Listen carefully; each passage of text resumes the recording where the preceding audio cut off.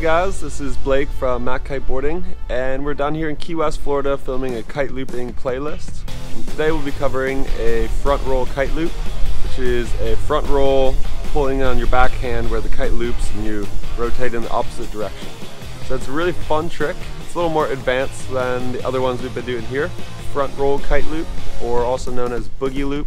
I would consider a boogie loop something over 20-25 feet where the kite gets below you and you're doing your front roll with a bunch of style. Obviously, if you're going into this trick, you should know how to do a front roll, sent inverted front roll, and then you should also know how to do a kite loop and probably a back roll kite loop and a few other things. And this is just a little more advanced because there's a lot of different variations and it's not a natural feeling to pull one way and spin the other. So just make sure you have your inverted front rolls, which we have plenty of videos on that for you, and also your kite loops, which this is the kite loop playlist. So before this video we'll include a lot of videos working your way up to this step.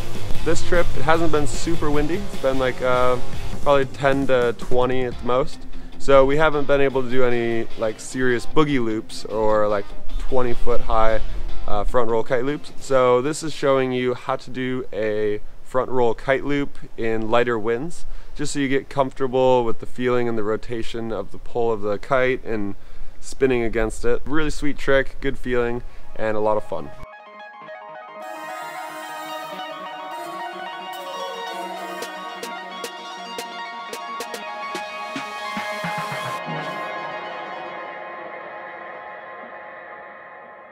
So don't forget to click the eye icon in the top corner of your screen for a free PDF download. That way you can have it up at the beach with you in between sessions and just a quick refresher of all the steps that you need to do. Also, we'll include our favorite kite looping kites. So click the eye icon in the top corner of your screen and check it out. So the first step is to just go into your normal front roll. What I mean by this is just send your kite, catch as much air as you can, pop super hard. With this trick, the higher you get, the easier it'll be because the kite will loop and then catch you. But if you're doing it in light winds, with your big kite, it's not going to loop all the way around, so you're just going to land flat and take the impact. I'd recommend trying this with foot straps just to start, because you will probably fall and the kite, when it's looping, does pull you. So foot straps is a little bit more forgiving, but take it how you like it. So as you pop and you're going up, just remember, bring your front knee to your chest and drop your shoulder, and you actually put your ear to your front shoulder as you're doing a front roll. So as you're going, you pull and your front ear to your shoulder, drop your head, bring your front knee to your chest, and that will start you in the rotation of a forward front roll. So just go into your normal front roll as you would, just going in, popping hard, bring your front knee to your chest, dropping your front shoulder, twisting and looking over your back shoulder.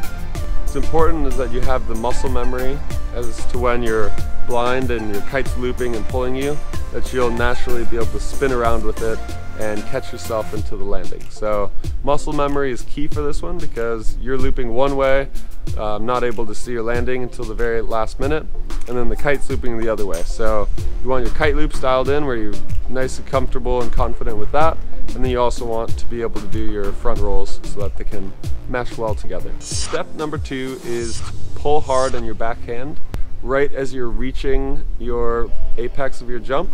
So you want to first get height and be traveling up with your front roll, and then right before or right at the apex of your jump is when you're going to want to pull in on your backhand.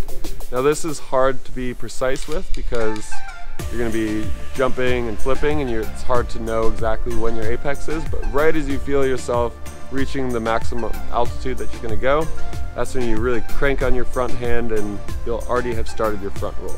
And if you want to get the loop really tight, just widen your grip. That'll give you extra steering so that when you pull and loop it, it'll make a nice tight fast loop. The faster the kite loops around, the quicker it'll catch you and pull you into your landing.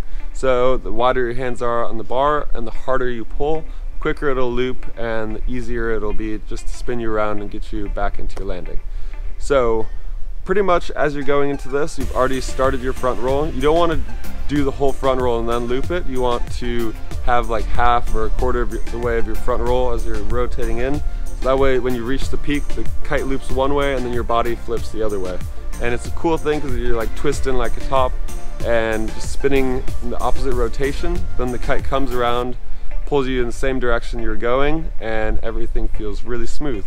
So it's really nice to practice just underpowered with a couple feet of air, just getting comfortable with the feeling of the kite going one way and you going the other. So this is something that would be fun for a light wind day when there's not a whole lot of pull. Just ride around, practice this, and get comfortable just sending the kite the opposite direction the way your body is spinning. Step number 3 is to keep your front knee close to your chest. And just like we've covered in our front roll videos before, keep your front knee close to your chest. Helps keep your body tucked and controlled, whereas if both of your legs are straight or a little bent, you don't have very much control over your body. That's all dangling down beneath you. So if you can like bring your front knee to your chest and lock out your back knee, that'll give you complete control throughout the loop, so that way as soon as you're ready to land, you have your board and your body ready and stiff, ready to go, and then you just ride away. That'll put all of your center of gravity over that one point and then rotate you around that low center of gravity. So for me as a 6'4" person, it's much easier for me to get stretched out and everything, so I have to make a conscious effort to really like make myself small, curl into a ball, bring my knee to my chest, and really lock my board out, because with my long body it can just get flailing around and out of control. The biggest thing with kite loops is that you want to be under control. It is a good feeling once the kite loops and it starts yanking you and you're out of control, but it's good to have that muscle memory of just really bringing your knee in, tweaking your back leg, locking it out, so that way you have total control of the movement of the board and total control of your body. So that way as you're coming down you can figure out a way to correct it and land it smooth and easy. Step number 4 is to tuck your head and spot your landing. Something that I found myself as I was learning to do is I would close my eyes as I was doing a trick, and I don't know why I did that or what I was thinking, but I would always close my eyes as I was doing a trick and then just let my body do the landing. But it's important to be able to see your landing, because you can imagine, just like with an airplane, if your pilot is driving and he's closing his eyes as he's coming down for landing, it's a little bit harder to do. So just make sure that you keep your eyes open, spot your landing, and you just look at where you're coming down. So just like anything with your head, wherever your head and your shoulders are looking, that's where you're gonna go. So with the kite loop, you really want to come down smooth, because if you come down for a crash landing on your edge or you're on your side or something, then it's gonna be a much harder fall. It's a very important piece, because spotting your landing or looking at where you're going to land is very important in any sport, no matter what you do, whether you're skiing, snowboarding, skateboarding.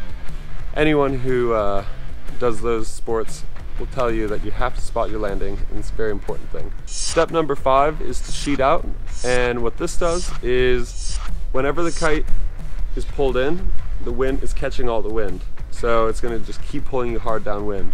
When you sheet out, it opens up the kite and shoots overhead, and that's kind of like the brakes, or just kind of dumps all the power. So sheeting out on the bar will allow you to have the kite shoot overhead quickly and catch you before you come down. So just think of sheeting out on the kite as a parachute for you, whereas if you're pulling in on the bar, you're just going to come in hot, and most of the time what happens is the kite will then shoot over your head. Because what's happening is you're going up, and then the kite loops, and then it pulls you forward, and then you usually swing under the kite unless you can auto-correct the kite before it does that. So if you pull in on the bar, that's going to give a lot of power to then generate force as you're going down for the kite to shoot over your head. Whereas if you sheet out, that's going to create lift in the kite so that it slows it down. It shoots above your head, but then it stops it right there. After you sheet out and you're coming down for landing, just remember, just like an airplane, you want to come down and have your wings smooth, and you want to land flat on the wheels. You don't want to be crashing down on an edge or on a wingtip like you would in an airplane. So just remember that as you're coming down for landing, just to land flat, keep your weight over your shoulders, over your hips, over your knees, over the board, and just come down and compress like a shock with your body, so that as you touch the water, you're bending down, squatting with it, so that it absorbs on impact. Because you'd be really surprised at how well the human body can absorb shock. So So kite looping, obviously as you're doing this and practicing these tricks, you're going to want to start doing it like maybe 1, 2, 3 feet above the water, just to really get comfortable, because once you start getting higher and it's not catching you, you're going to start dropping. So just really practice some nice low loops first and just really get your landings dialed in. So that way once you take it a little bigger, then you'll have the feeling of how to land and get that feeling of the kite pulling you around into the rotation and everything with the opposite spin of the kite. So yeah, just make sure that whenever you land a kite loop, no matter what kite loop it is, just to land flat, your shoulders over your knees, over the board, and just absorb like a shock on impact. And that's all you got to do. Just have fun out there, take it easy. If this trick is frustrating you, move on to another video. We have some easier stuff down there, and just go out there, have fun, enjoy yourself, do some loops, and we'll see you guys on the water. Don't forget to click the eye icon in the top corner of your screen for more information. We write all these videos out for you, so you can download them in a free PDF file. We also included our favorite kite looping kites, so click that eye icon and check it out. So if you guys like these videos, give us a thumbs up and subscribe to our channel if you'd like to see more. And that's it. We'll see you guys next week.